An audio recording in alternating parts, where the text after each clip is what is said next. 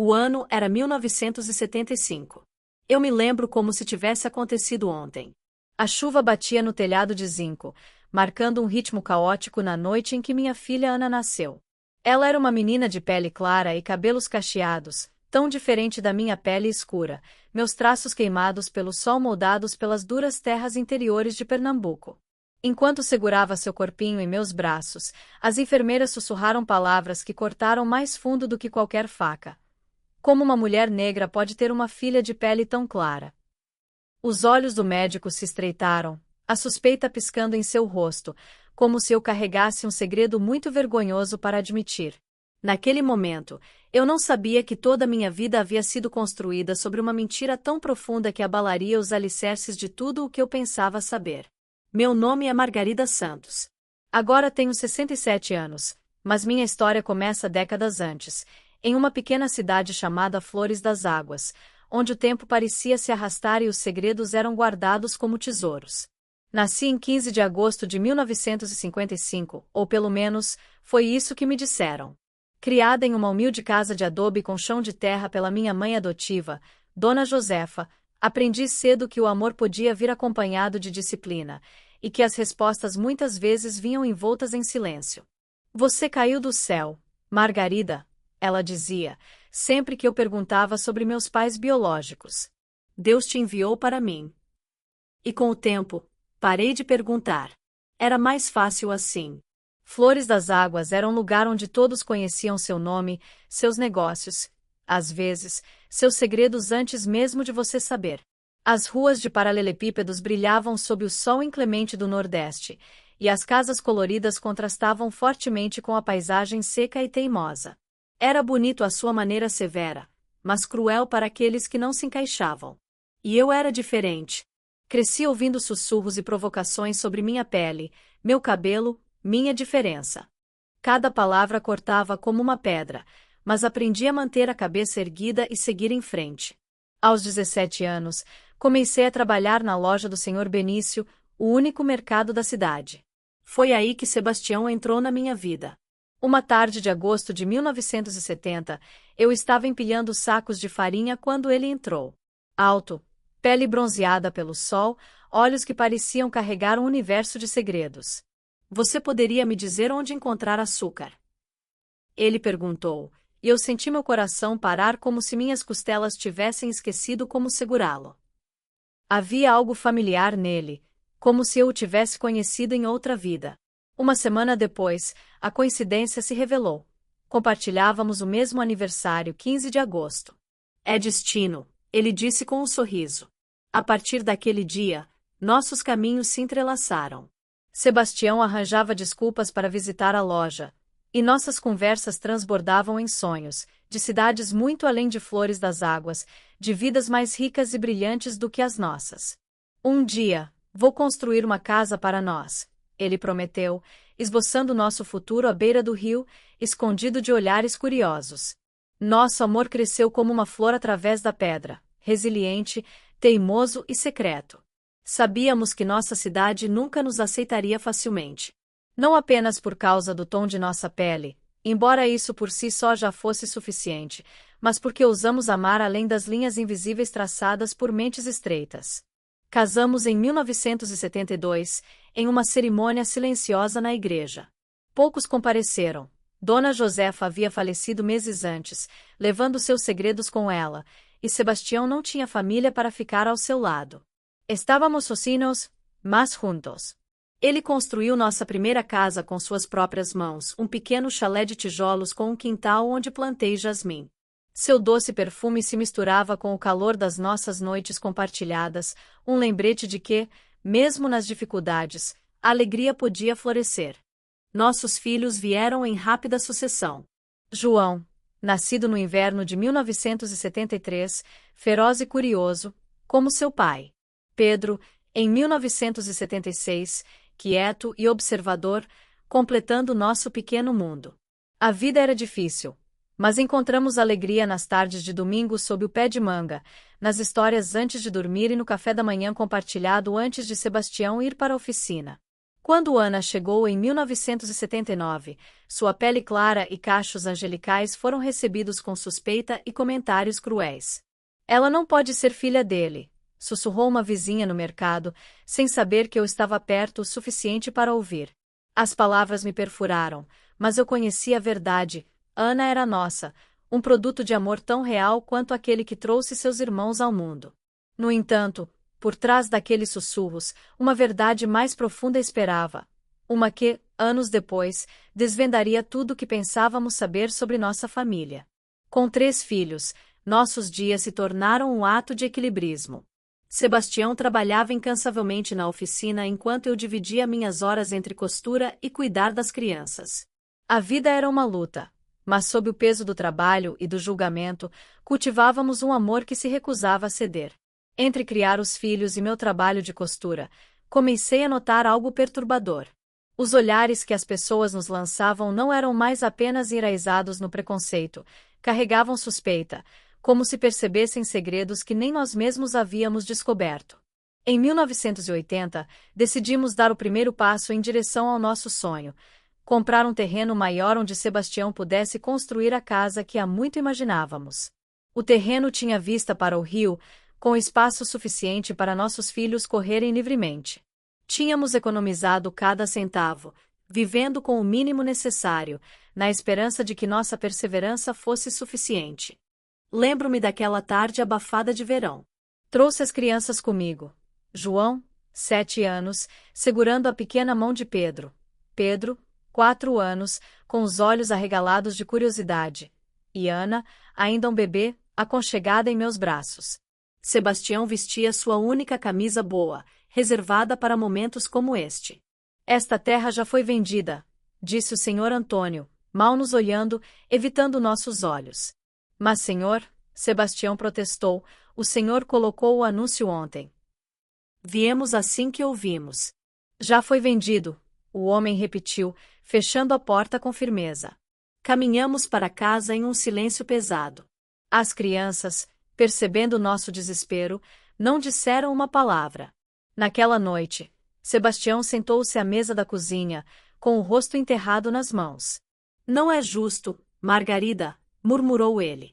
Trabalhamos tão arduamente. Economizamos cada centavo. Por que não nos deixam viver em paz?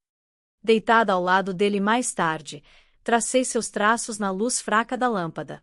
Havia algo familiar em seu perfil, o contorno do seu nariz, a maneira como seus olhos se enrugavam quando ele sorria.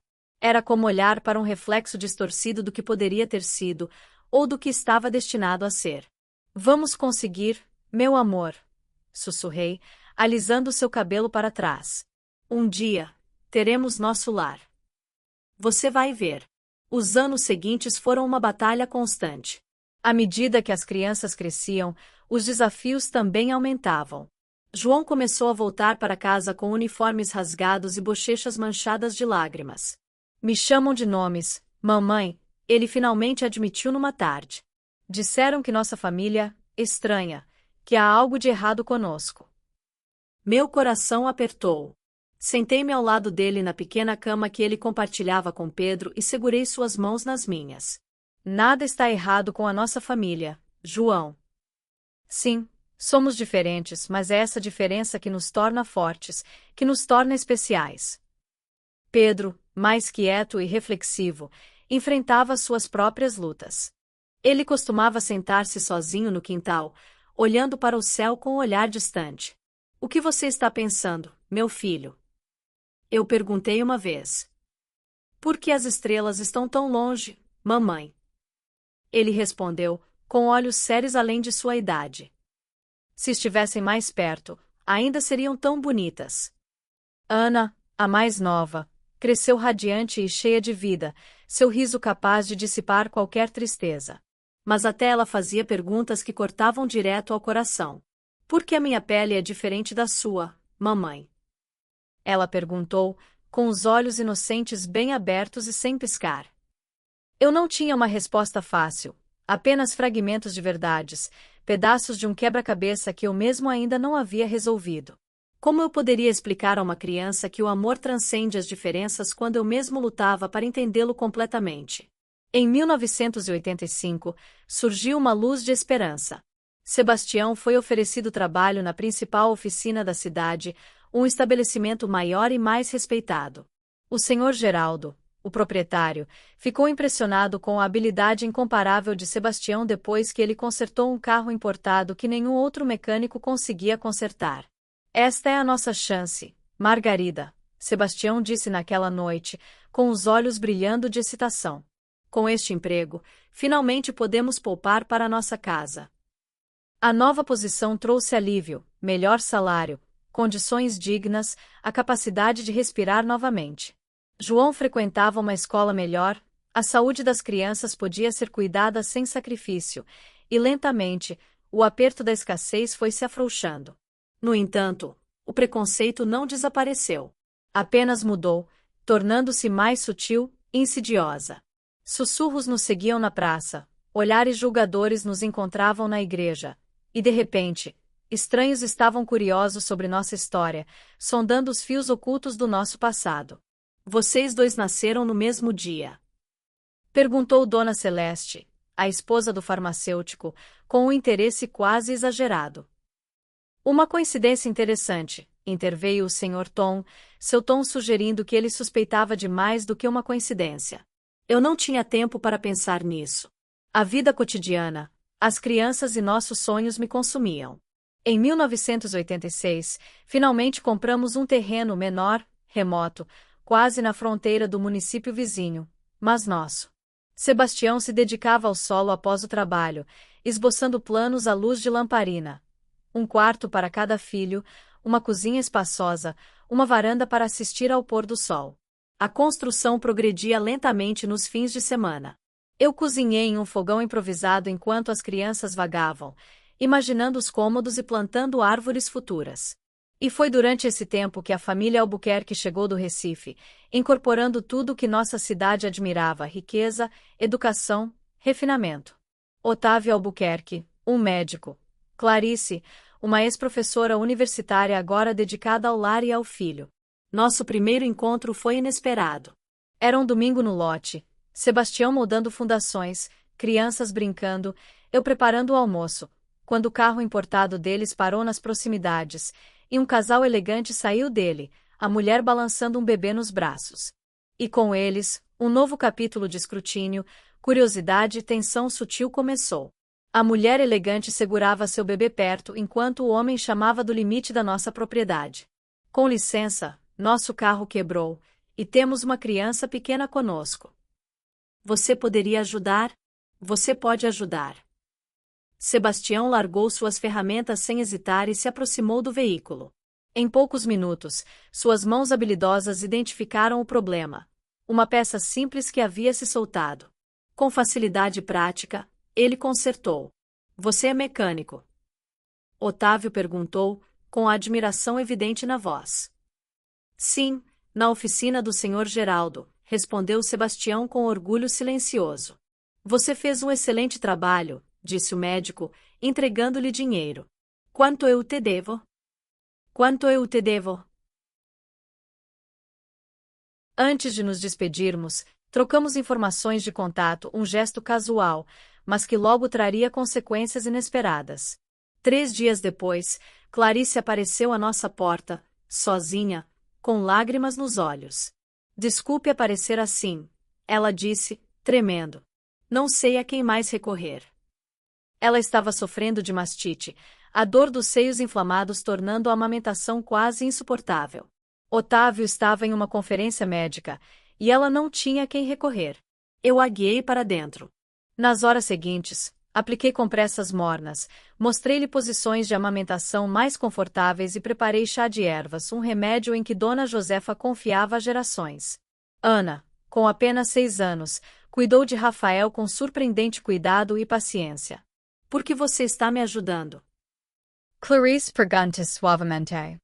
A maioria das pessoas mal nos fala, pensando que somos arrogantes por virmos da capital. Olhei para ela, realmente a vendo não a mulher rica e educada, mas uma mãe assustada e vulnerável, assim como eu frequentemente me sentia. Porque toda mãe merece ajuda, eu disse. Não importa de onde ela vem, ou quanto dinheiro ela tem. A partir daquele dia, uma amizade extraordinária floresceu. Clarice visitava frequentemente, trazendo Rafael para brincar com meus filhos. Otávio, quieto e reservado, consultava Sebastião sobre problemas mecânicos, demonstrando genuíno respeito por sua habilidade. Para nossos filhos, a amizade com os Albuquerque abriu novos mundos, livros que nunca tinham visto, brinquedos além do nosso alcance, acima de tudo, aceitação. Eu ouvi Otávio dizendo a João uma vez: sua mãe tem um coração de ouro. Ela é uma das pessoas mais notáveis que já conheci. Palavras como essas, ditas por alguém que a sociedade considerava superior, encheram meu filho de orgulho, um orgulho enraizado não na riqueza, mas no caráter e no amor. Enquanto isso, nossa casa tomava forma lentamente. Sebastião trabalhava incansavelmente, assentando cada tijolo com dedicação. Às vezes, Otávio se juntava a ele, luvas nas mãos, formando uma visão em comum. O médico da cidade trabalhando lado a lado com o mecânico negro sob o sol do sertão. Nunca pensei que aprenderia a assentar tijolos, Otávio brincou um dia, enxugando a testa. Meu pai teria um ataque. Por quê? Pergunta Sebastião, curioso. Ele sempre dizia que as mãos de um médico não foram feitas para trabalho manual. Otávio riu. Mas nunca me senti tão útil, vendo algo concreto surgir do meu esforço. Os meses se transformaram em anos. Nosso vínculo com a família Albuquerque se aprofundou, eles se tornaram família por escolha. Clarice me ajudou a ler melhor, sentando-se por horas à nossa mesa de cozinha com livros que ela trouxe, enquanto eu lhe ensinava receitas, remédios à base de ervas e costura, habilidades que nenhuma educação formal poderia fornecer. Em 1988, com nossa casa quase completa, uma crise urgente surgiu. Numa noite chuvosa, uma batida frenética ecoou pela nossa porta.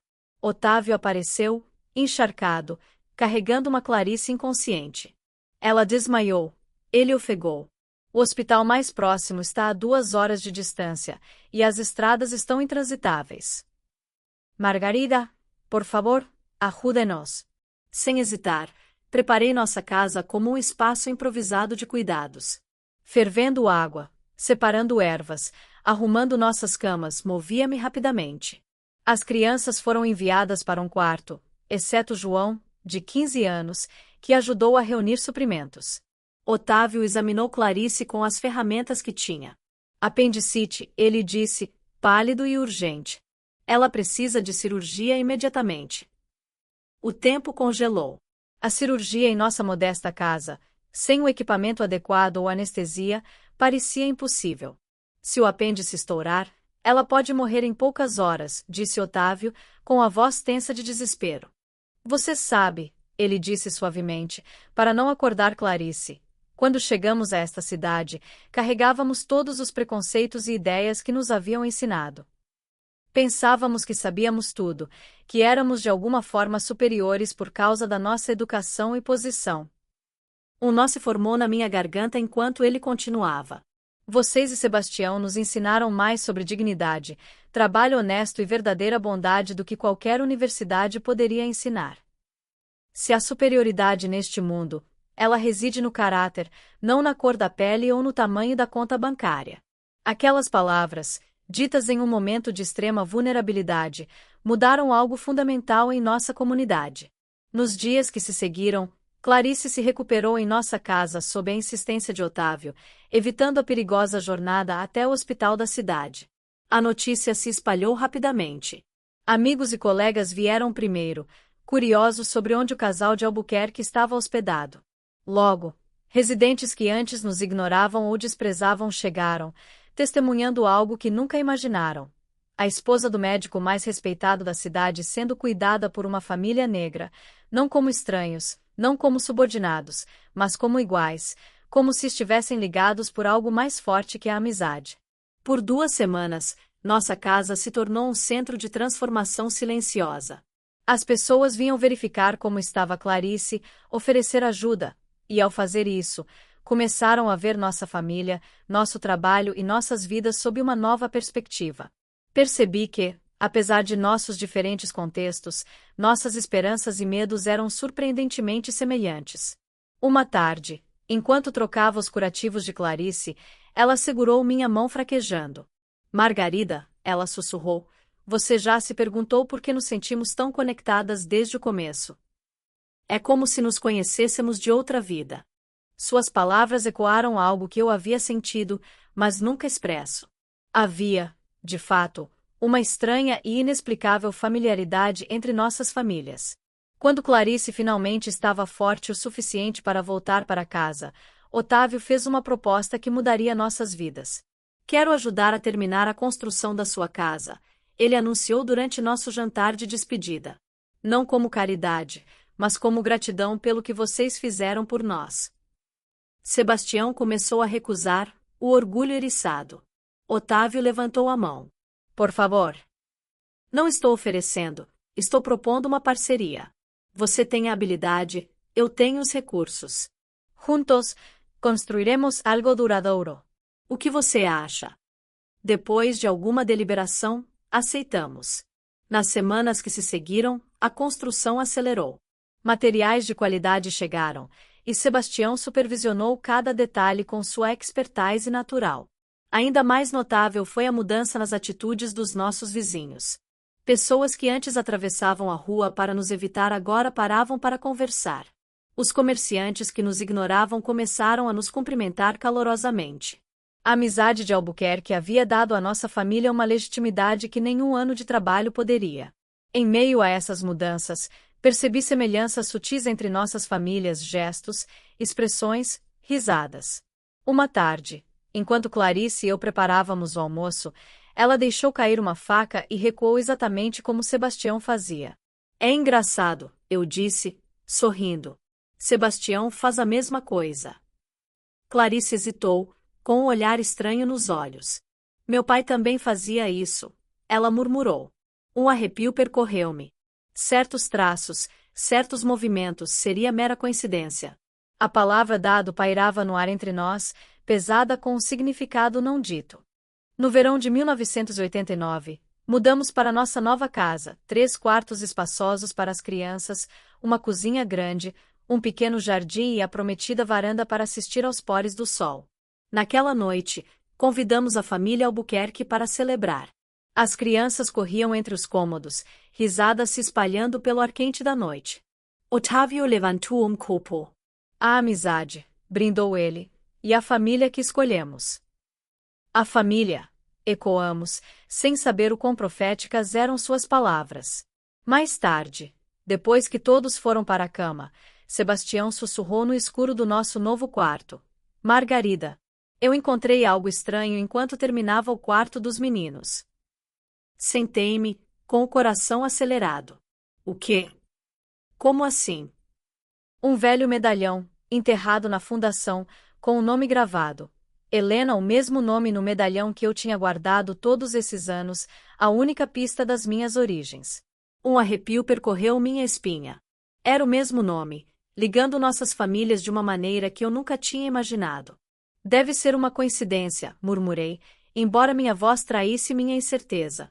Sebastião caiu em silêncio e, então, acrescentou, quase hesitante. Há outra coisa. O ar entre nós estalava de expectativa, como se a própria terra prendesse a respiração, esperando que uma verdade há muito enterrada finalmente fosse revelada. Ele continuou, sua voz baixa, mas deliberada. Finalmente, no verso do medalhão, há uma data, 15 de agosto de 1955. Nossa data de nascimento. A coincidência era impressionante demais para ser ignorada, mas absurda demais para ser plenamente compreendida. Trocamos olhares, um acordo silencioso passando entre nós. Por enquanto, essa descoberta permaneceria não dita para ninguém, nem mesmo para a família Albuquerque. Enquanto isso, a vida seguia. João, agora com 16 anos, começou a trabalhar como aprendiz na piscina onde seu pai trabalhava. Pedro, 13 anos, desenvolveu um grande interesse pelos estudos, incentivado por Clarice, que frequentemente lhe emprestava livros. Ana, a nossa mais nova com 10 anos, formou uma amizade especial com o pequeno Rafael Albuquerque, apenas 4 anos mais novo. Foi através dessa amizade infantil que outro vínculo estranho surgiu. Uma tarde de domingo, Rafael apareceu em nossa casa segurando um álbum antigo. Olha, tia Margarida, ele disse, apontando para uma fotografia amarelada. Esta garota, ela se parece com você quando era jovem. Inclinei-me, com o coração acelerado, e senti um arrepio percorrer-me. A fotografia mostrava uma jovem de pele clara, cabelos ondulados e olhos penetrantes sentada em um banco de jardim. A semelhança com Ana era impressionante, mas o lugar me paralisou, o jardim da antiga fazenda Alvorada, onde Dona Josefa havia trabalhado antes de me adotar. Quem é ela, Rafael? Perguntei, tentando controlar a minha voz. Minha mãe diz que ela é minha avó Helena, quando ela era jovem, ele respondeu inocentemente. Ela morreu antes de eu nascer. Helena, o mesmo nome no medalhão, o nome que eu sempre associei à minha mãe biológica. A coincidência era impossível de ignorar. Naquela noite, depois que as crianças dormiram, confiei em Sebastião. Suas mãos tremiam enquanto ele ouvia. Precisamos falar com Clarice e Otávio, ele disse por fim. Há coincidências demais para ignorar. Marcamos um jantar para o fim de semana seguinte, apenas nós 4 adultos. As crianças ficariam com o João, agora responsável o suficiente para cuidar dos irmãos por algumas horas. A noite começou de maneira casual, com conversas sobre a vida cotidiana, a escola das crianças e os planos para o futuro. No entanto, uma tensão pairava no ar, não dita mas palpável, como se cada um de nós sentisse a revelação iminente. Finalmente, Sebastião quebrou o silêncio. Otávio, Clarice, ele começou, a voz tensa de nervosismo. Há algo que precisamos perguntar. Clarice apertou a mão de Otávio instintivamente. O nome Helena significa algo para você? Sebastião perguntou, observando suas reações de perto. O rosto de Clarice ficou pálido, e Otávio se endireitou, a tensão irradiando dele. Por que você pergunta? A voz de Otávio estava controlada, mas alerta. Helena era o nome gravado em um medalhão que me deixaram quando fui entregue para adoção. Expliquei, com o coração acelerado. E recentemente, descobrimos outro medalhão idêntico na terra onde construímos nossa casa. Clarice e Otávio trocaram um olhar carregado. Finalmente, ela falou, com a voz tremendo. Helena era minha mãe. Ela morreu quando eu tinha 2 anos. Fui criado pelos meus tios, que falavam pouco dela. Mas fotografias. Insisti, pensando na descoberta de Rafael. Sim, algumas que meus tios guardaram, ela confirmou. Falei-lhe sobre a fotografia, a estranha semelhança com Ana, a série de coincidências que se acumulavam ao longo dos anos. E tem mais, Sebastião acrescentou, ganhando força enquanto falava. Margarida e eu nascemos no mesmo dia, 15 de agosto de 1955, a data gravada no medalhão. Um silêncio pesado caiu. Otávio, que até então parecia apenas confuso, empalideceu ao perceber uma horrível realidade. Meu Deus, ele murmurou. É possível, o quê? Perguntamos, vozes mal acima de um sussurro. Otávio respirou fundo. Clarice, você se lembra daquela história que seu tio contou no Natal? Sobre Helena dar à luz gêmeos? Os olhos de Clarice se arregalaram de choque enquanto ela juntava as peças. Um menino e uma menina, separados. O mundo parecia congelar ao nosso redor. As implicações eram monumentais, aterrorizantes. Abri a boca, incapaz de terminar meu pensamento. Que vocês 2 são irmãos, Otávio sussurrou. Gêmeos. A palavra pairou no ar como um veredicto. Meus ouvidos zumbiam. Visão turva. Senti a mão de Sebastião procurar a minha debaixo da mesa, dedos entrelaçando-se com os meus em desespero. Olhei para ele, o homem que eu amava, o pai dos meus filhos, e tudo o que eu conseguia ver era o irmão que me disseram que eu nunca conheceria. Isso é impossível, murmurou Sebastião, com a voz embargada. Clarice, pálida como papel, levantou-se abruptamente. Tenho algo para te mostrar, ela disse, saindo da sala. O silêncio apertava, pesado e sufocante, enquanto Otávio e nós esperávamos, presos entre o medo e a curiosidade. Ela voltou, segurando uma velha caixa de madeira. Com as mãos trêmulas, ela a abriu, revelando papéis amarelados e fotografias. Estes são os poucos documentos que herdei sobre minha mãe, Helena, ela explicou. Nunca as examinei de perto, sua história sempre foi dolorosa. Ela puxou uma fotografia. Uma jovem Helena, grávida, vestindo um vestido elegante, com a barriga pronunciada. Era a mesma mulher na foto de Rafael. Agora inconfundivelmente esperando um filho, talvez 2. Esta é Helena Albuquerque, continuou Clarice, a única filha de uma das famílias mais tradicionais da região. Ela se apaixonou por um homem que trabalhava nas terras da família. A voz de Otávio falhou enquanto processava. Um homem negro, em uma época e sociedade onde tal união era impensável. Clarice mostrou outro documento. Uma certidão de nascimento datada de 15 de agosto de 1955. Clara Albuquerque, filha de Helena Albuquerque, pai não declarado. Ela leu em voz alta. Uf gay. Você é a Clara. Você é Clara. Não, disse Clarice. Clara seria minha tia. Eu nasci 7 anos depois, mas nunca soube de nenhuma tia chamada Clara. Sebastião vasculhou os papéis, encontrando um recorte de jornal, um obituário. Helena Albuquerque, 22 anos, faleceu ontem, deixando uma filha recém-nascida, Clara, para ser cuidada pelos avós. Ele leu. Otávio juntou as peças. Se Helena teve gêmeos, então apenas Clara foi oficialmente mencionada. O outro bebê, acrescentei, com a voz embargada de emoção, foi dado para adoção. Ou talvez ambos. Sebastião começou a andar de um lado para o outro, agitado. Por que separá-los? Por que esconder a verdade? E como nos conhecemos, de todas as pessoas? É coincidência demais. Não é uma coincidência, disse uma voz da porta. Todos nos viramos. Ali estava Dona Eugênia, mãe de Otávio, quase 80 anos, que raramente saía de casa. Mãe! Otávio exclamou, correndo para ela. Sua presença naquele momento tornava o peso de tudo ainda mais tangível. De alguma forma, ela guardava uma parte da história, uma que havia permanecido escondida por décadas, esperando para ser revelada. Você deveria estar descansando, disse Sebastião suavemente. Como posso descansar quando ouço você cavando nessa história? Dona Eugênia respondeu, sua voz cansada mas firme. Uma história que muitos trabalharam arduamente para enterrar. Ela sentou-se à mesa, seus olhos penetrantes me estudando e depois a Sebastião. Depois de uma longa pausa, ela disse suavemente, quase como se estivesse revelando um segredo que carregara por décadas. Então, vocês são os gêmeos da Helena. O ar parecia desaparecer da sala. Meu corpo tremia enquanto o peso de suas palavras se instalava sobre mim, confirmação de alguém que sempre soube a verdade. Você sabia, senhora? Clarice perguntou, incrédula. Todos na alta sociedade de Pernambuco sabiam, querida, Dona Eugênia respondeu com um suspiro pesado. Foi o escândalo da década. Helena Albuquerque, a joia da sociedade recifense, grávida de um trabalhador negro.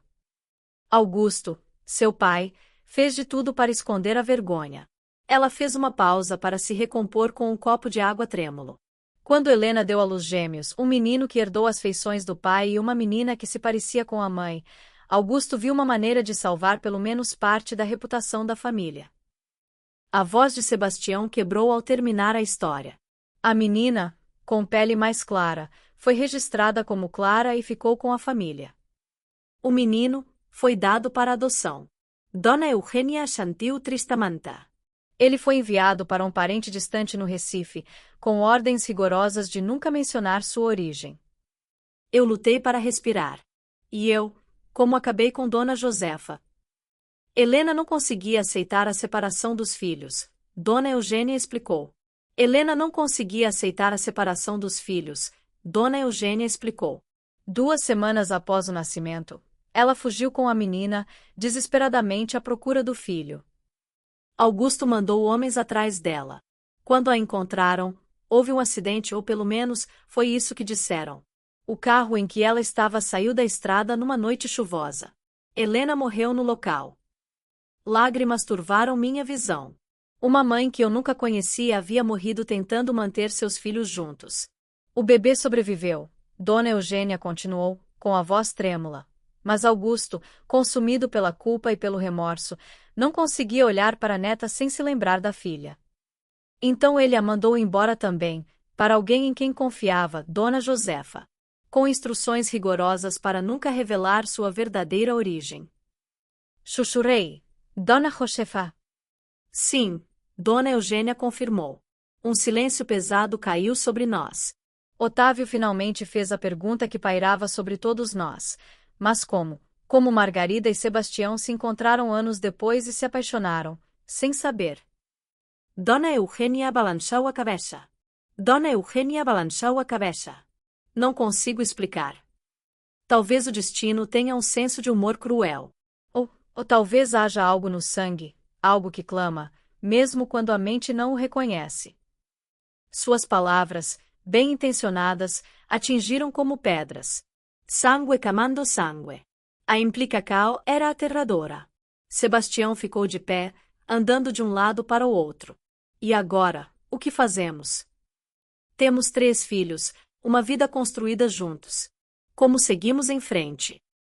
A voz de Otávio estava hesitante. Talvez ninguém além de nós precise saber. Você poderia continuar vivendo, como antes. A voz de Sebastião subiu, a frustração e o medo se misturando. Continuar vivendo uma mentira. Depois de saber disso. Levantei-me e peguei suas mãos nas minhas, procurando pelo irmão que nunca conheci, mas tudo que consegui ver foi o homem que eu amava, o pai dos nossos filhos, meu companheiro, meu parceiro de vida. Não sei o que faremos, disse sinceramente. Mas sei que faremos isso juntos, como sempre fizemos. Otávio pigarreou de forma constrangedora.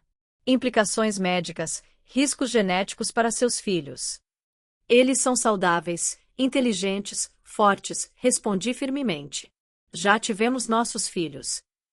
Não planejamos ter mais. Está feito, então, Sebastião disse, envolvendo um braço em torno dos meus ombros. Está feito. Clarice, que estava em silêncio, finalmente falou. Precisamos de tempo para processar isso, para decidir o que fazer a seguir. Concordamos em manter esse segredo entre nós 4, por enquanto. Não havia razão para expor as crianças a uma verdade que poderia devastá-las. Naquela noite, Sebastião e eu deitamos lado a lado, sem nos tocar, separados por um abismo invisível de perguntas e dúvidas. Finalmente sussurrei. Como contamos às crianças? Eu não sei se devemos, ele admitiu. Não sei se devemos, ele admitiu. Que bom faria agora.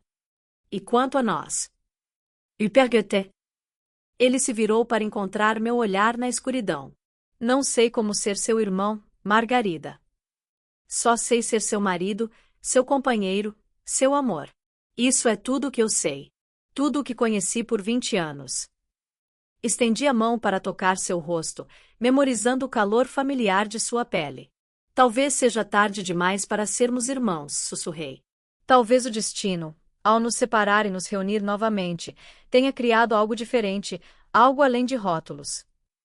Ele beijou minha mão suavemente. Não escolhemos isso, Margarida.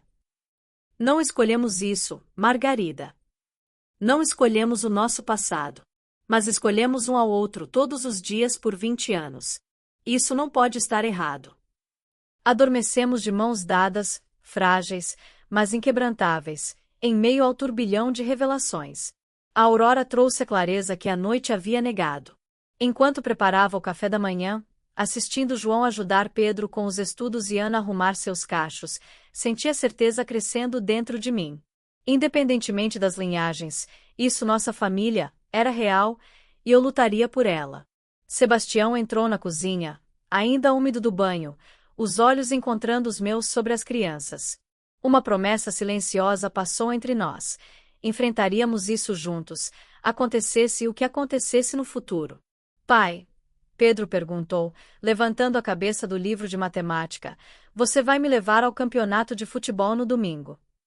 Você prometeu na semana passada. Os olhos de Sebastião brilharam. Ele bagunçou o cabelo de Pedro afetuosamente. Claro, campeão. Uma promessa é uma promessa. A vida continuou, implacável em sua normalidade, mesmo à sombra de um segredo pesado demais para ser nomeado. Carregávamos o peso de uma verdade que poderia ter destruído tudo o que havíamos construído. Naquela tarde, depois que as crianças foram para a escola, Sebastião e eu finalmente tivemos um momento para falar abertamente. Sentamo-nos na varanda da casa que havíamos construído com tanto sacrifício, o vento agitando o calor da tarde, enfrentando a realidade da nossa situação. Precisamos tomar uma decisão, comecei, minha voz mais firme do que na noite anterior. Olhei além de Sebastião até o horizonte, onde o céu encontrava as colinas distantes, como se buscasse orientação ali. O que a lei diria sobre nós? Ele perguntou, o peso da pergunta pesado em seus olhos. A lei, repeti com um suspiro, não tem disposições para casos como o nosso. Irmãos que se casaram sem saber, que construíram uma família inteira antes de descobrir a verdade. Podemos nos separar? Ele sugeriu, suas palavras perfurando meu peito como uma faca. Vivendo como irmãos, explicando às crianças que, o quê? Senti meu coração se contorcer com a impossibilidade disso. Margarida, ele começou novamente, com a frustração evidente. Não podemos simplesmente dizer a eles que somos irmãos agora e desfazer tudo. Eu balancei a cabeça. Ele estava certo. Não havia explicação que não destruísse o mundo dos nossos filhos. No entanto, permanecer em silêncio também era uma decisão, e talvez a única que preservava a família que havíamos lutado tanto para construir. Depois de uma longa pausa, o olhar de Sebastião encontrou o meu, buscando, implorando. Poderíamos continuar. Viver com essa verdade, mas nunca deixar que ela mude o que somos um para o outro. Pensei em quase 20 anos juntos, as lutas, as alegrias, a vida que construímos, tijolo por tijolo, como nossa casa. Não escolhemos ser irmãos, disse eu lentamente, com a convicção crescendo. Mas escolhemos ser companheiros. Escolhemos construir esta vida juntos. Talvez essa escolha seja mais importante do que o sangue que compartilhamos. Sebastião estendeu a mão para mim, seu toque familiar e cheio de história compartilhada. Por um momento, quase esqueci a revelação que abalou nosso mundo. Continuamos, ele disse, não como uma pergunta, mas como uma afirmação. Por nós. Por tudo o que construímos, concordei, sentindo a tensão no meu peito aliviar-se ligeiramente. Nem todo o peso tinha desaparecido, mas o suficiente para respirar novamente. Naquela mesma tarde, Clarice apareceu à nossa porta, sozinha, com os olhos pesados de preocupação sem sono. Podemos conversar? Ela perguntou, com a voz trêmula. Eu a convidei para entrar e servi um café forte. Sentamo-nos à mesa da cozinha, o coração do nosso lar, onde tantas decisões familiares haviam sido tomadas. Otávio e eu. Queremos que você saiba que nada mudou para nós, ela disse, finalmente encontrando meus olhos. Você é nossa família, de uma maneira que vai além de sangue ou nome. Apoiaremos qualquer decisão que você tomar. Lágrimas ardiam nos cantos dos meus olhos. Tomamos nossa decisão, disse suavemente. Continuaremos nossas vidas como antes. O passado que não conhecemos não pode destruir o presente que construímos. Clarice Soria levemente. É o que eu imaginei que você faria. E eu acho que é a decisão certa. E os outros? Perguntei, pensando no mundo mais amplo, no potencial para fofoca ou escândalo. Dona Eugênia não dirá uma palavra, assegurou Clarice. Ela guardou esse segredo por décadas. Ela entende o que está em jogo, vidas reais, crianças.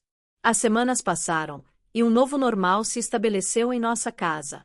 Externamente, nada mudou, continuamos a ser a respeitada família Santos. A habilidade de Sebastião como mecânico e meu negócio de costura mantinham nossas vidas ocupadas e nossa comunidade confiante em nós. Mas, sob a superfície, descobrimos novas camadas de compreensão. Pequenos traços se revelaram. A maneira como ambos coçávamos a sobrancelha esquerda quando nervosos, o riso que soava igual quando realmente nos divertíamos, nossas reações idênticas a certos cheiros ou sabores. Esses fragmentos de uma conexão genética, Em vez de nos dividir, adicionaram profundidade ao nosso relacionamento, tecendo uma intimidade sutil que nunca havíamos conhecido. Uma tarde, Otávio apareceu com um envelope amarelado. Dentro estava a verdadeira certidão de nascimento de Sebastião, confirmando sua origem como filho de Helena Albuquerque. Eu encontrei nos arquivos, disse Otávio em voz baixa. Eu achei que você deveria tê-lo. À luz de velas naquela noite, examinamos o documento. Somos produtos de um amor proibido, Sebastião sussurrou. Um amor que desafiou convenções, assim como o nosso, respondi. Talvez, pensei, o sangue realmente reconheça o sangue, como Dona Eugênia disse. Ou talvez o amor simplesmente encontre um caminho, contra todas as probabilidades. Os anos passaram. Nosso segredo permaneceu seguro entre os 4 adultos que compartilharam aquela noite fatídica. As crianças prosperaram. João tornou-se um mecânico talentoso, Pedro ganhou uma bolsa de estudos para engenharia, e Ana tornou-se uma professora dedicada. E, em um golpe de destino, Ana e Rafael Albuquerque, ligados pela amizade de infância, se apaixonaram na adolescência, um amor livre dos fardos de linhagens ocultas. O casamento deles, realizado em nosso jardim sob o mesmo céu que havia testemunhado tanto da nossa história, trouxe tudo de volta ao seu lugar. Eu assisti minha filha trocar votos com o filho da Clarice e pensei em Helena, a mãe que nunca conhecemos. Ela teria sorriado, vendo seus filhos reunidos, vendo seus netos seguros, felizes e apaixonados? Gosto de pensar que sim. Gosto de acreditar que ela viu que, apesar das cruelas reviravoltas do destino, alguns laços são inquebráveis e algumas verdades, não importa quão devastadoras sejam, não podem desfazer a família que escolhemos amar. Gosto de pensar que ela sorriu, Helena, ao ver seus netos unidos em uma celebração de amor, ao ver seus filhos gêmeos lado a lado, diferentes de irmãos convencionais, mas ligados por uma conexão que nenhuma verdade poderia romper completamente.